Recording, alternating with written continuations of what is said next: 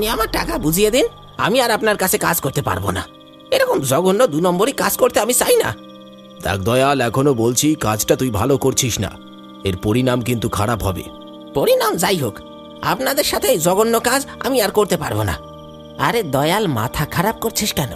ভালো করে ভেবে দেখ, এতদিন তো সৎ পথে কাজ করলো, কিন্তু কি পেলাম আমরা? আর যখন আমরা কটা টাকার মুখ দেখলাম তখন মনে হচ্ছে এটা জঘন্য কাজ। দেখারও তুই টাকার লোভে অন্ধ হয়ে গেছিস, তাই বুঝতেও পারছিস না কি জঘন্য কাজটাই না শুরু হয়েছে। রাস্তাঘাটের অসহায় প্রাণীগুলোকে এইভাবে খুন করে তাদের মাংস লোকজনকে খাওয়াচ্ছে ওই শয়তানটা। হ্যাঁ রে ঢ্যামনা, তা তো বলবি। পাঠাটা, খাসিটা, মুরগিটা মেরে খাচ্ছিস, তখন মনে হয় না ওটা জঘন্য কাজ? আর রাস্তার কুকুর বিড়ালগুলো মেরে খেলেই মনে হচ্ছে ওটা জঘন্য কাজ। তোরা যা পারিস কর, আমি আর আজ থেকে তোদের সঙ্গে কাজ করতে পারবো না। যা যা করতে হবে না। তুই কি ভাবলি তুই না এলে আমার কাজ বন্ধ হয়ে যাবে, দোকান উঠে যাবে? সে গুড়ে বালি। দয়াল আর কোনো কথা না বলে চুপচাপ বেরিয়ে চলে গেল দোকান থেকে। বিলাস আর হারু একে অপরের দিকে তখনও একভাবে তাকিয়ে আছে। বিলাস বলল, এবার তাহলে কি করবো রে হারু? ও আবার বাইরে গিয়ে সবাইকে বলে বেড়াবে না তো? আরে অত ভেবে লাভ নেই, ও বেটা তার কাটা আছে, কদিন পর পেটে টান পড়লে আবার কাজ করতে চলে আসবে। হ্যাঁ, বিষয়টা আর গুরুত্ব দিল না তারা কেউ, যে যার কাজেই ব্যস্ত হয়ে গেল। অন্যদিকে দয়াল সাইকেল চালিয়ে একা বাড়ি ফিরছে নিমাই ঘোষের বাঁশবাগান দিয়ে। টিপটিপ করে বৃষ্টি পড়া শুরু হয়েছে। হঠাৎ আকাশ বাতাস কাঁপিয়ে একটা কর কর করে আস্তে আস্তে তার মাথার রাগটা কমতে শুরু করেছে। একটা সাইকেল চালিয়ে আসছে দয়াল। এমন সময় হঠাৎ সে দেখতে পেল রাস্তার উপর একটা নিম গাছ উপড়ে পড়ে আছে। যা সালা, এখনো ঝড় বৃষ্টি শুরু হলো না, গাছ উপরে পড়ে গেল। না যাই, গাছটা একটু রাস্তার ধারে সরিয়ে দিকে। দয়াল সাইকেল থেকে নেমে নিম গাছটা টেনে সরাতে যাবে, ঠিক তখনই দেখতে পেল দুটো সন্ডা গোছের লোক লাঠি হাতে তার সামনে এসে দাঁড়িয়েছে। কে রে তোরা? এইখানে কি করছিস? আর কোনো কথা বলার সুযোগ দিল না। সেই লোক দুটো হাতের লাঠিটা মাথার উপর তুলে সপাটে বসিয়ে দিল দয়ালের মাথার উপর।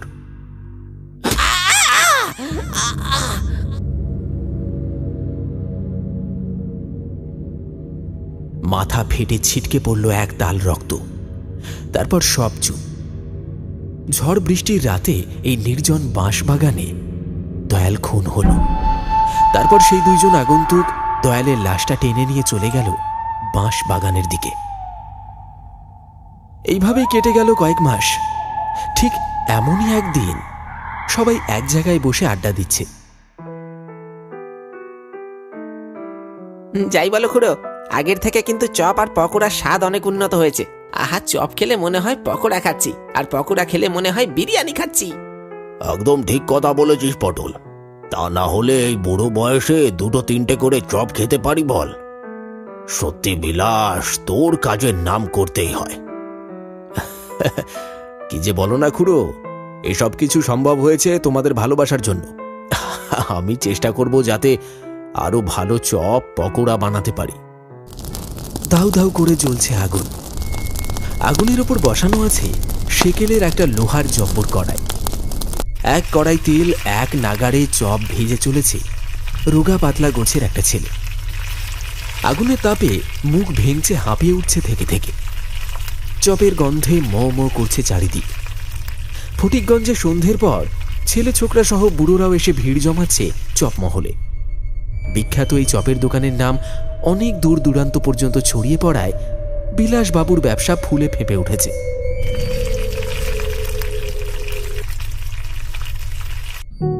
এইসব ছেলে জীবনে মানুষ হবে না। মুখের চিরি করে রেখেছে দেখো, দেখলেই গা জ্বলে যাবে। কাল থেকে আর দোকানে আসার দরকার নেই। যেখানে পারিস কাজ দেখে নে গাজা। সালা, আমার দোকানে থাকবি, আমার খাবি, আর আমার দোকানে লোকসান করবি। আমার হয়েছে যত জ্বালা।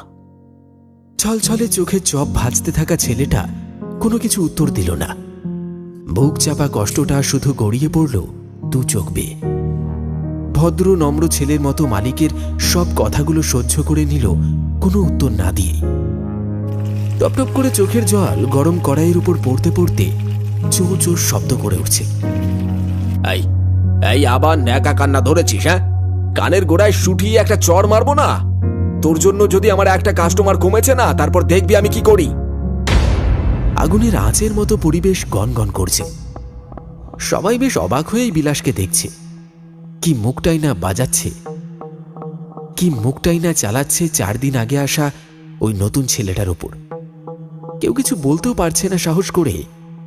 কাঠের বেঞ্চের ওপর জগজীবন বাবুরা বসেছিলেন। তিনি আর কিছু সহ্য করতে পারলেন না। কাচু মাচু হয়ে ছেলেটার মুখটা দেখে একটু মায়া হলো জগজীবন বাবুর। গরম চপে কামড় দিতে দিতেই তিনি বললেন, আহা বিলাস, কি করছিসটা কি? ছেলেটাকে এইভাবে বকছিস কেন? ওর দিকটাও একবার ভাব। বাচ্চা মানুষ, অত কিছু কি আর বোঝে?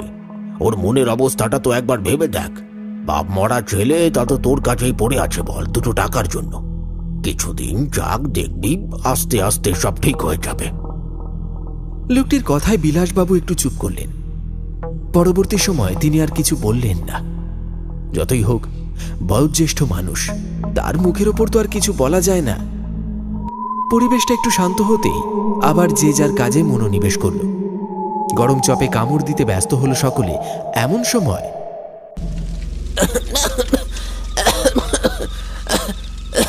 ওরে বাপরে, থু থু থু, বাপরে কি এটা? ওরে বাপরে, এত পচা গন্ধ কিসের? এ কি গো কাকা, এত গন্ধ কিসের? পচা মাংস নাকি গো? দোকানদার থেকে শুরু করে বসে থাকা সবাই পটলের ওপর যেন হুমড়ি খেয়ে পড়ল। সবাই একসাথে বলে উঠল,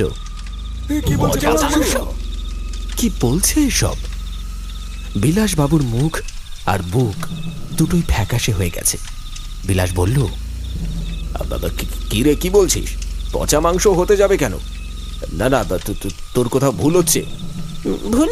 ভুল কেন হবে? আমি কি মিথ্যে বলছি? তোমরা কেউ পাচ্ছ না একটা পচা গন্ধ? ওরে বাপরে, তাই তো, গা গুলিয়ে উঠছে পুরো। ভেতরে মাংসটা পুরো পচে গেছে। কি গো কাকা, দোকানের নাম হয়েছে বলে সবাইকে পচা মাংস খাইয়ে মারবে নাকি? দোকান শুদ্ধ সবাই হই হই করে উঠল।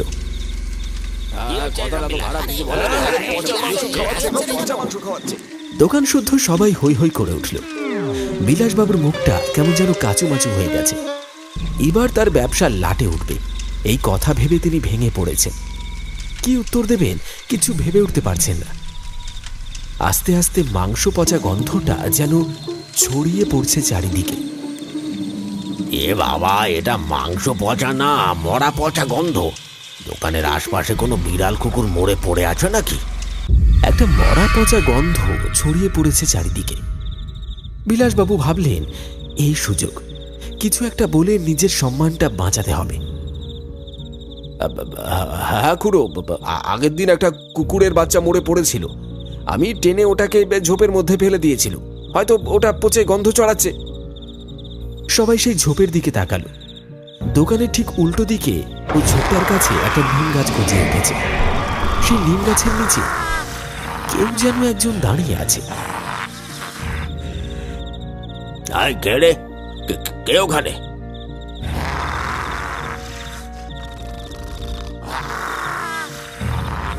কে কে তুই? কে রে বেটা? কে দাঁড়িয়ে ওখানে? কোনো উত্তর এলো না সেই দিক থেকে। সবাই একে অপরের মুখ চাওয়াচাওয়ি করছে। এই রাতের বেলা ও ঝোপের ধারে কে হতে পারে কেউ বুঝতে পারছে না। খুড়ো উঠে দাঁড়ালেন।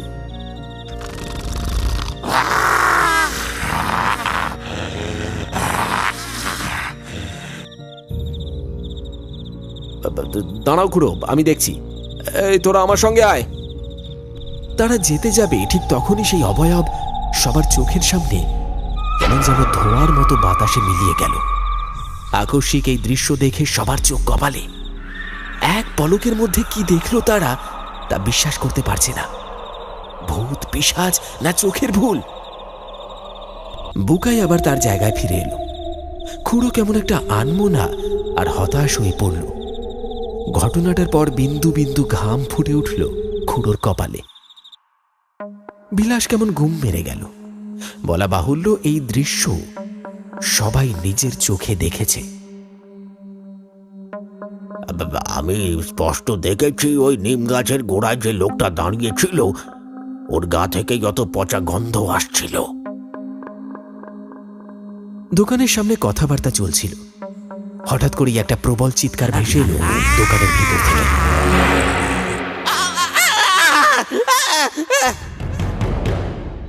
কি এ তো হারুর গলা, ওর আবার কি হলো? ও তো ভিতরে কাজ করছে। আগে তো ভিতরে চল, দেখ ওর কি হলো। সবাই দৌড়ে দোকানের ভিতরে এলো।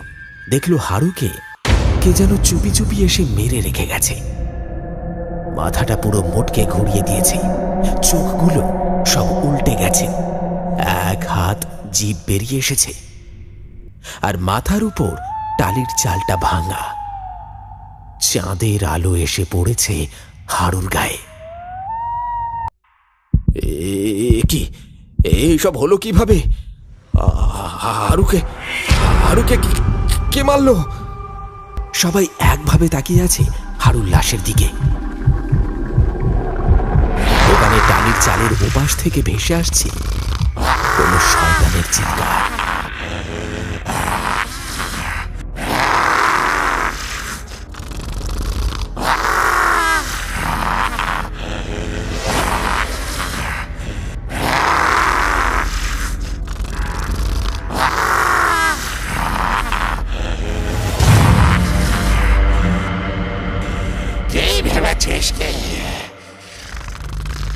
তোরা কি গ্রামের মানুষকে বাঁচতে দিবি না? মানুষ মারার ব্যবসা শুরু করেছিস তোরা। আজ তুই তোর পাপের শাস্তি পাবি। ও খুড়ো, এ তো দয়াল গো, আমাকে বাঁচাও। দয়াল? দয়াল তুই একটু শান্ত হ। তুই বিলাসকে কেন মারতে চাস? আর আর হারুকে এইভাবে মারলি কেন? খুড়ো, তুমি কিছু জানো না তাই এই কথা বলছো। সব সত্যি জানলে এই কথা বলতে না। কেন? ওরা কি ক্ষতি করেছে তোর? তুইও তো একদিন এই দোকানে কাজ করতিস, কিন্তু তুই মরলি কিভাবে? আমারে খুন করা হয়েছে, আর খুন করেছে ওই শয়তান দুটো।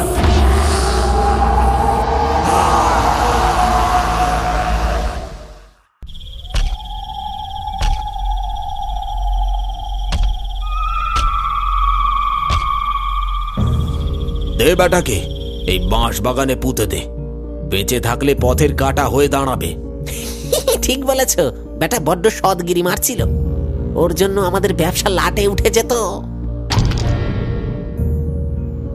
তারপর ওই শয়তান দুইটা আমার এই বাঁশ বাগানে বইতাছিল, আর দিনের পর দিন গ্রামের অসহায় বিড়াল কুকুর গোলারে মাইরা মাংস দিয়া সব পকোড়া তৈরি কইরা গ্রামের মানুষে খাওয়াইতাছে। সবাই যখন দয়ালের কথা শুনছে, ঠিক তখন বিলাসবাবু আর করলো একটা পিস্তল। কালো অন্ধকারেও চকচক করে উঠল পিস্তলটা। চোখে খুনের দৃষ্টি, কোনো কিছু না ভেবে গুলি চালালো দয়ালকে লক্ষ্য করে।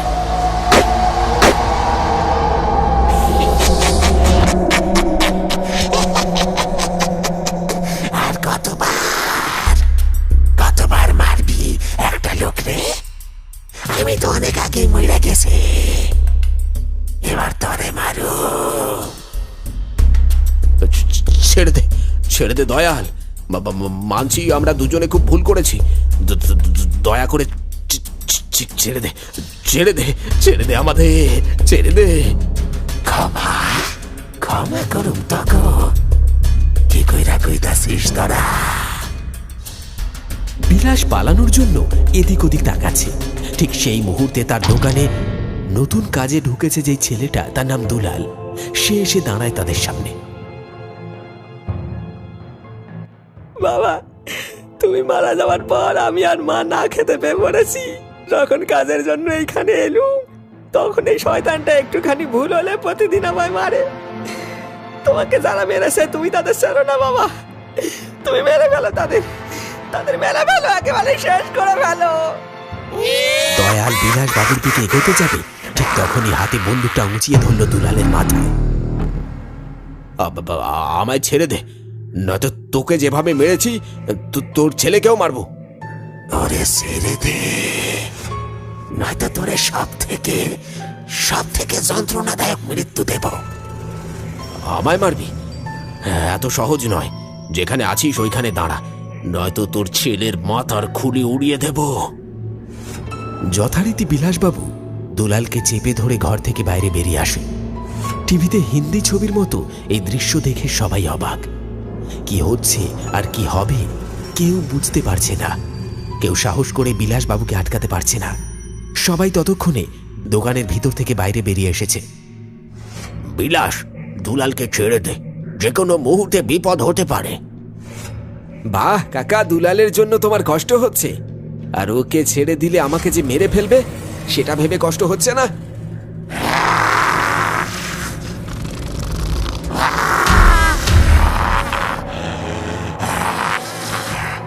ওরে ছেড়ে দে, নয়তো তোরে সব থেকে যন্ত্রণাদায়ক মৃত্যু দেব। আচমকা দুলাল বিলাসবাবুর হাতে কামড় বসালো। প্রবল যন্ত্রণায় ছেড়ে দিল হাতটা।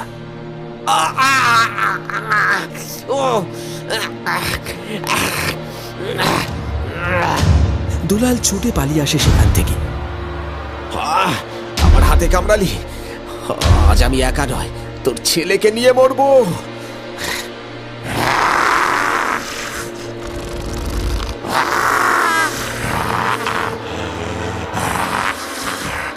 কথা শেষ করে যেই না বিলাসবাবু দুলালকে লক্ষ্য করে গুলি করতে যাবে, ঠিক তখনই দয়াল তার হাতগুলো বাড়িয়ে দিল বিলাসবাবুকে লক্ষ্য করে, আর হাত থেকে বন্দুকটা মাটিতে পড়ে গেল। রীতিমতো বিলাসবাবু এখন শূন্যে ভাসছে। আজ তোকে সব পাপের মর্মান্তিক মৃত্যু দেব। আমায় ছেড়ে দে, আমি এই কাজ বন্ধ করে দেব। আমায় ক্ষমা করে দে, ক্ষমা করে দে আমায়। আজ তোকে সব পাপের মর্মান্তিক মৃত্যু দেব। আর কিছু বলা হলো না। সামনে বাঁশের মাচা থেকে বাঁশগুলো একটা একটা করে খুলে বেরিয়ে আসছে আর লক্ষ্য করছে বিলাসবাবুকে।